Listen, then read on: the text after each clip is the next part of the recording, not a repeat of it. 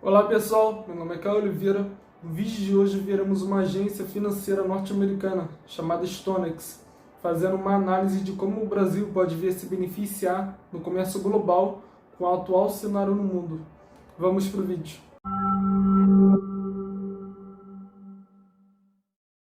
A crescente demanda da China por commodities remodelou o comércio global e o Brasil se destacou como um dos maiores beneficiários, tornando-se o principal fornecedor agrícola de Pequim. Mas, à medida que essa relação se aprofunda, surgem questionamentos sobre a dependência de ambos os lados e se as mudanças nas negociações comerciais entre EU e China podem acertar esse equilíbrio. Negociações comerciais podem desestabilizar esse equilíbrio. Agora, uma nova variável entrou em cena. O aumento dos conflitos envolvendo o Irã está elevando o risco global de energia e transporte marítimo. Com as preocupações renovadas em torno do Estreito de Hormuz e os efeitos colaterais nos custos de combustível, frete e fertilizante.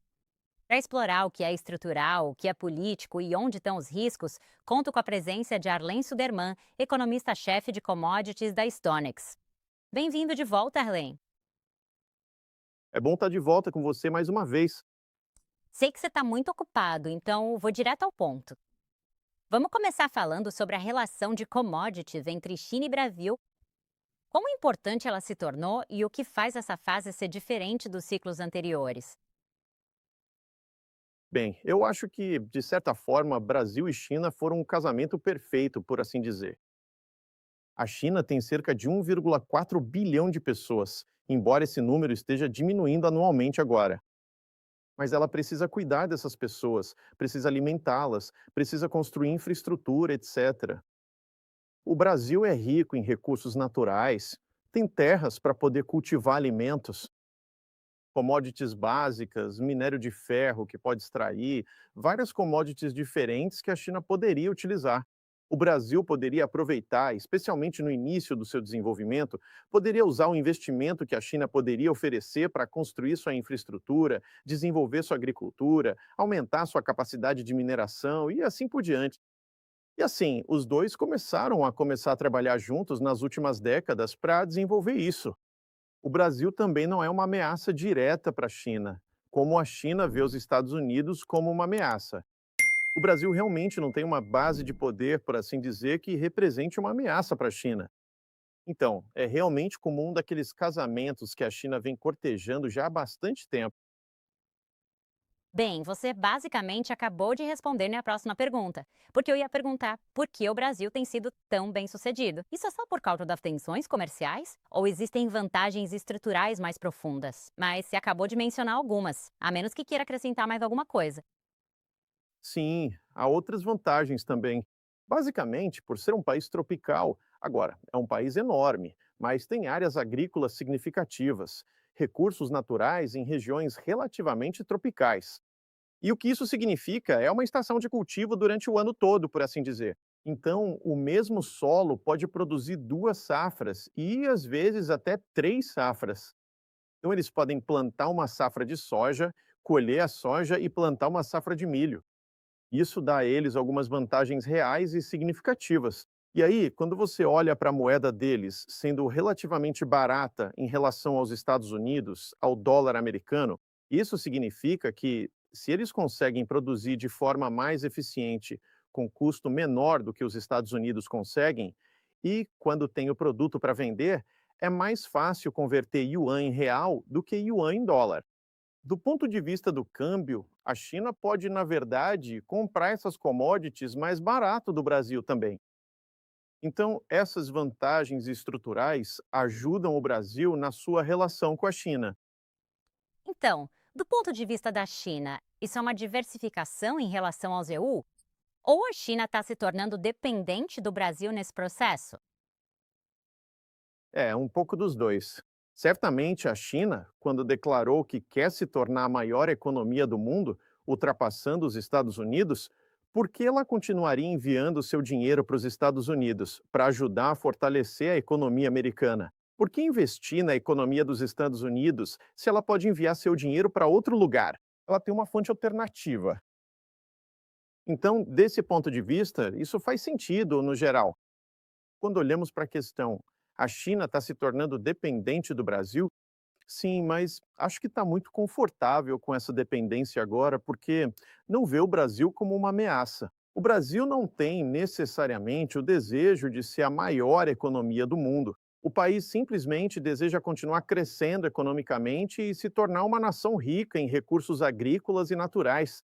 E isso se encaixa bem nos objetivos da China. Portanto, a China não vê isso como a mesma ameaça que veria vinda dos Estados Unidos. Entendido. Bem, Trump e Xi vão se encontrar daqui a algumas semanas. Será que poderíamos ver a China redirecionando algumas de suas compras de volta para o EUA, como parte de um acordo mais amplo? Sim, este cenário está em constante evolução. Eu já descrevi como, economicamente, o Brasil conseguirá superar os Estados Unidos em termos de preços, especialmente na soja, que é a commodity que está recebendo a maior parte das atenções, com quantidades massivas de soja agora migrando dos Estados Unidos para o Brasil como fornecedor. Mas quando olhamos para a relação entre os Estados Unidos e a China, é uma relação de amor e ódio. E muito disso tem a ver com a política interna dentro da China neste momento. Se olharmos para a base de poder do presidente Xi dentro da China, ele construiu uma base de poder considerável nos últimos anos, durante seus mandatos como presidente da China. Mas as ações do presidente Trump contra a China prejudicaram significativamente a economia chinesa. E não quero dizer que ele não se importa tanto com a pessoa comum, mas, do ponto de vista político, se ele quiser mais um mandato, a verdadeira base de poder com a qual ele precisa se preocupar está dentro do Partido Comunista da China e dentro das Forças Armadas. E a cada 5 anos, o Partido Comunista realiza seus grandes encontros políticos. Isso aconteceu por volta da terceira semana de outubro do ano passado. E naquele momento, aquilo foi realmente um ponto de virada. Ele saiu dessas reuniões realmente sentindo as rachaduras na base de apoio que tinha. Mas uma vez que ele restabeleça, assumindo que ele realmente restabeleça a sua base de poder, que é a direção para a qual ele está caminhando agora, então eu acho que ele vai começar a fechar as portas novamente e transferir essa demanda de volta para o Brasil. Bem, eu queria perguntar porque vamos supor que tudo dê certo e haja um acordo entre os DEU e a China. O que isso significaria para o Brasil? Porque o Brasil corre o risco de ficar excessivamente dependente da demanda chinesa, especialmente se as compras chinesas se tornarem mais explicitamente geopolíticas, que é o que você acabou de mencionar. Sim, eu realmente acho que eles correm esse risco. Sempre que você depende de um único país para comprar seus produtos, você está sujeito ao que acontece lá. E embora a China possa querer fazer todos os seus negócios com o Brasil, agora é um jogo de xadrez. E pode haver razões de curto prazo para ela fazer negócios em outro lugar, como nos Estados Unidos. Então, por exemplo, soja, de novo. O mundo tem soja de sobra. O Brasil está, você sabe, atualmente colhendo mais uma safra recorde. Eles não, a China não precisa dos Estados Unidos, soja dos Estados Unidos.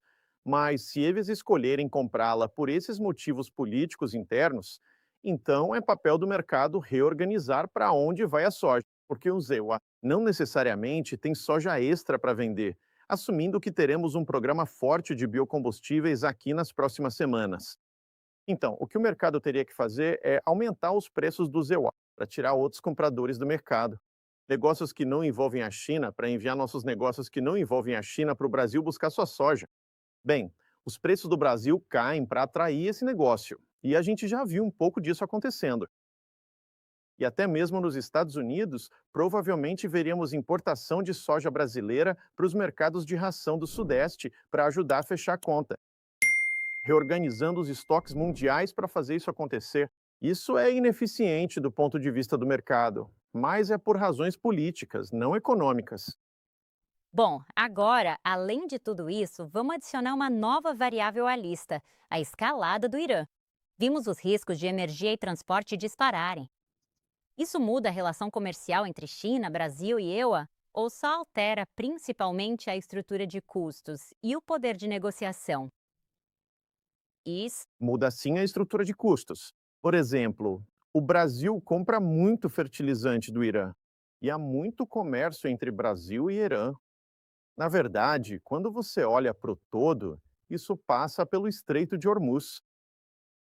Aproximadamente, estamos falando de cerca de um terço da ureia do mundo passando pelo Estreito de Hormuz, algo entre 20% e 25%. Da amônia anidra passa por lá. A maior parte do fosfato que importamos para os Estados Unidos passa por lá. Então, fertilizante é um fator importante, obviamente. Mas isso aumenta os custos, especialmente para o Brasil, mas também para o mundo todo. E também o frete. Não podemos passar pelo Mar Vermelho, pelo Canal de Suez.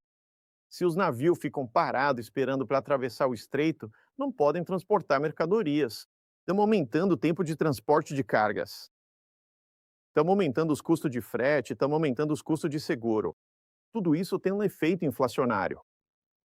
Ok, e se a gente dá um passo para trás por um momento? Você acha que essa fase é uma recalibração geopolítica temporária ou acredita que é um realinhamento mais duradouro nos fluxos globais de commodities? E o choque do Irã acelera alguma dessas tendências? Vejo isso como uma recalibração de curto prazo. Claro, você pode incluir a guerra na Ucrânia e se ela acabasse ou algo assim para considerar também, mas é uma recalibração de curto prazo.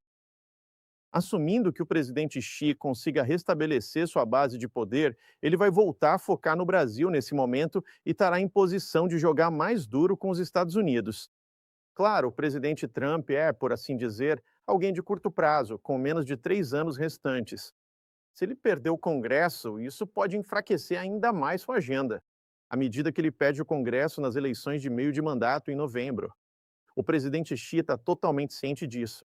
Isso faz parte do jogo de xadrez que está acontecendo entre os líderes mundiais neste momento. Então, eu acho que a longo prazo veremos a China continuar tentando estabelecer sua base de poder, sua força, tanto econômica quanto militarmente. Os Estados Unidos tentam defender os seus. E isso significa mais conflitos contínuos entre a China e os Estados Unidos, incluindo também a questão de Taiwan. Assim que o presidente Xi conseguir restabelecer a liderança em suas forças armadas, isso acontecerá mais adiante. E, no geral, acho que a longo prazo isso significa que o Brasil e a China terão um relacionamento mais duradouro depois que superarmos essa recalibração de curto prazo. Entendido. Arlan, muito obrigada novamente por se juntar a nós. E obrigada a todos os nossos espectadores por assistirem. Então, pessoal, o que acharam do vídeo? Deixe a opinião de vocês nos comentários, se inscrevam no canal, ativem o sininho, deixem um like, compartilhem, comentem e até o próximo vídeo.